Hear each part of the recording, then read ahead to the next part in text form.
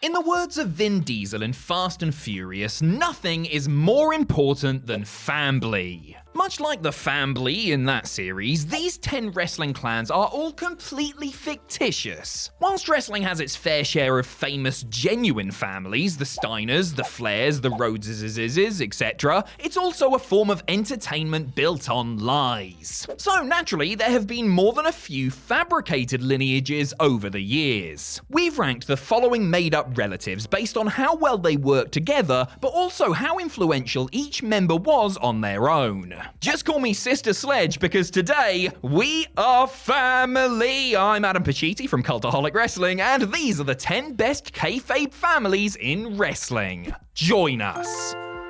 Number 10, the Guns. Before you run riot in the comments, we know that Billy Gunn is the biological father of Austin and Colton, as much as he would like us to believe that he actually sired Anthony Bowens and Max Caster. We are not talking about the Gun Club or the Acclaimed, instead we are talking about the popular 90s tag team, the Smoking Guns. Billy, whose real name is the frankly ludicrous Monty Sop, joined with wrestler Bret Colt to form a team called the Long Riders. When the Riders arrived in WWE in 1993, Sop changed his name to Billy Gunn and Colt became his kayfabe brother, Bart. Under a cowboy gimmick, the Guns were a fixture of the WWE tag team scene throughout the mid-90s. They won the World Tag Team Championships 3 times and even got to defend them at WrestleMania 11. The pair split up in 1996 and had a brief feud that was halted by a neck injury to Billy. After recovering, he would join up with Road Dogg to form the New Age Outlaws, become a part of D-Generation X, and the rest is history. As for Bart, well, he won the Brawl for All and got rewarded by having his head knocked into orbit by Butterbean.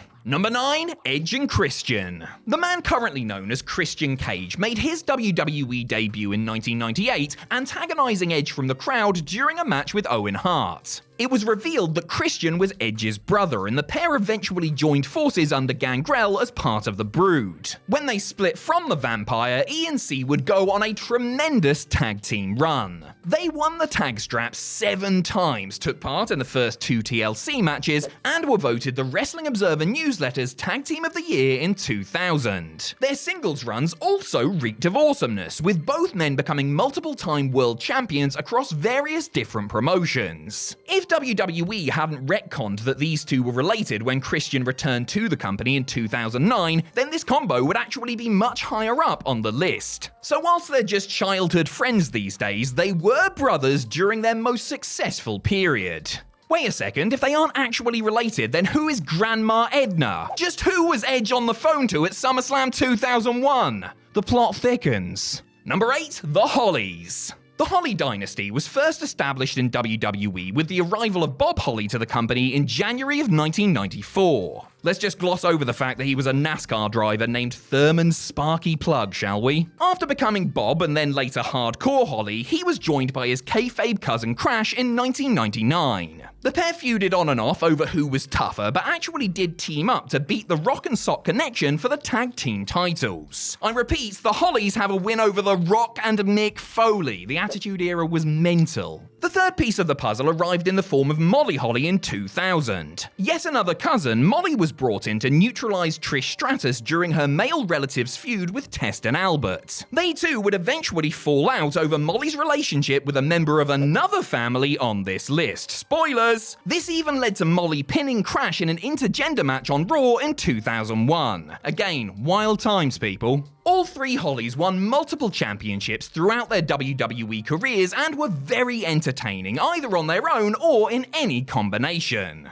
Number 7, the Fargos. If you say Fargo to anyone these days, they will probably think of the Coen Brothers film or the TV series it inspired. Or perhaps the programming language Fargo, but that's only if they're big dirty nerds, and we do not deal with nerds here. We are a professional wrestling channel, damn it. Anyway, fans of grappling from the late 1950s will think of the fabulous Fargo brothers when that particular name is uttered. Jackie and Don Fargo were a huge attraction for Vince McMahon Sr. in the early days of wrestling's return to Madison Square Garden, helping draw record audiences in bouts against the likes of Antonino Rocca and Miguel Perez. In reality, Jackie was a North Carolina native, whilst Don was born in Germany. Jackie's real name wasn't even Jackie, it was Henry. When will the lies end? The truth didn't matter much back in those days, as kayfabe was still alive and well. What mattered was entertainment, and the Fargos sure provided that. The team were ahead of their time and set the mold for many great tag teams and singles wrestlers that followed them. They might be pretty much forgotten about these days, but wrestling fans have a lot to thank the Fargos for. Number 6, the Koloffs. Ivan Koloff and his nephew Nikita wrestled as the Russian team in the NWA throughout the 1980s. This despite the fact that Nikita was from Minnesota and Ivan was from Montreal. But hey, what would pro wrestling be without a bit of the Red Scare? Wrestling bookers weren't about to pass up on the opportunity to exploit Cold War fears for some cold hard cash, so the Russians were often the enemy in promotions up and down America. Ivan had been playing a Muscovite long before this though, most famously in WWE. He was the man who brought an end to Bruno Sammartino's record-setting world championship reign at MSG, becoming just the third man in history to hold the gold. Alongside Nikita, Ivan held the NWA World Tag Team Championships and 6-Man Championships. The pair would defend the tag belts in one of the main events of Starrcade 1985, showing just how hot their act was at the time. Despite being as Russian as a bald eagle, the Koloffs went to extreme lengths to keep kayfabe. Nikita even took the commendable step of learning the language and even legally changed his name in 1988. Hell of a commitment, comrade.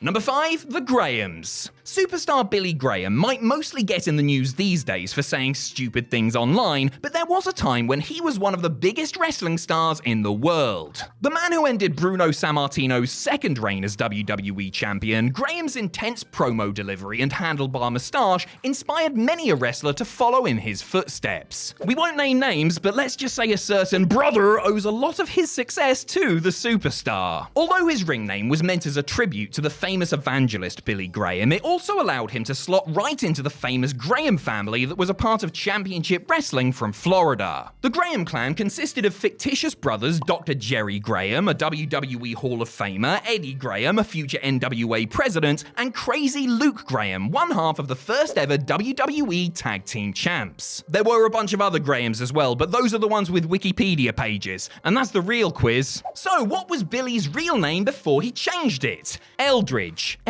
Coleman. You can sort of see why I went with Graham instead. Number 4, the Valiants. Handsome Johnny, Luscious Jimmy, and Gentleman Jerry. No, not the nicknames I have for my meat and two veg, but rather the names of the 3 Valiant brothers. Jimmy and Johnny first teamed together in 1974 and would go on to become the longest reigning WWE Tag Team Champions for 14 years until Demolition came along and smashed that record. Haha, smash. Do you get it? Do ya? When the Valiant brothers returned to WWE in 1978, Jimmy wasn't around. He had retired by this point, leading Johnny to invent a new brother called Jerry. He had a naming formula and he stuck with it. Good for him. Whilst Jerry and Johnny did win the tag belts again, they weren't nearly as successful as the previous version of the Valiant brothers. Now, we're not saying that's Jerry's fault, but okay, we don't really know what the reason could have been. It was probably Jerry's fault. Bloody Jerry. Still, the Valiants remain one of the most fondly remembered tag teams of the 1970s, and they all got inducted into the WWE Hall of Fame in 1996.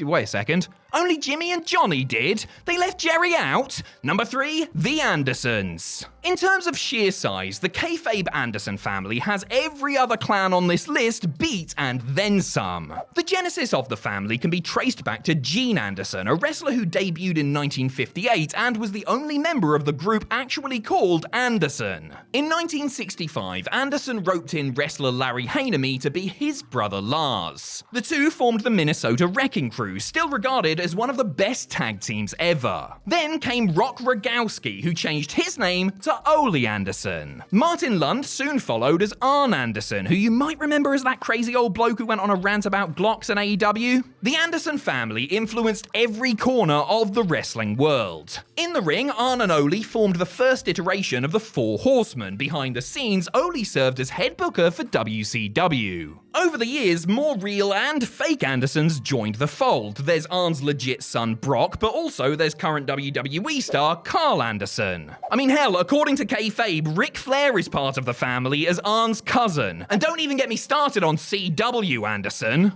Number 2, the Dudleys. Well, here we go. Whilst you may only know Bubba Ray, Devon, and maybe Spike, the Dudley clan is much larger and stranger than you could ever imagine. The family's backstory is that Big Daddy Dudley used to travel around Dudleyville, impregnating many different women as he went. As a result, his sons were all born to different mothers and ended up all different shapes, sizes, and appearances. In ECW, the original 3 members of the Dudley clan were Dudley Dudley, Big Dick Dudley, and Snot Dudley. They were followed by Dances with Dudley, Chubby Dudley, and Sign Guy Dudley. Bubba Ray didn't actually turn up until late 1995 and Devon until 1996. Even if the family just consisted of Bubba, Devon, and Spike, they would still go down as one of the all-time great made-up families. The Dudleys' exploits as a tag team are legendary, and each man has done enough on his own to certify themselves as legends. Still, for ECW's commitment to the bit and for the sheer size and ludicrous nature of the wider brood, the entire Dudley family has earned its spot this high up the list. Number 1, the Brothers of Destruction.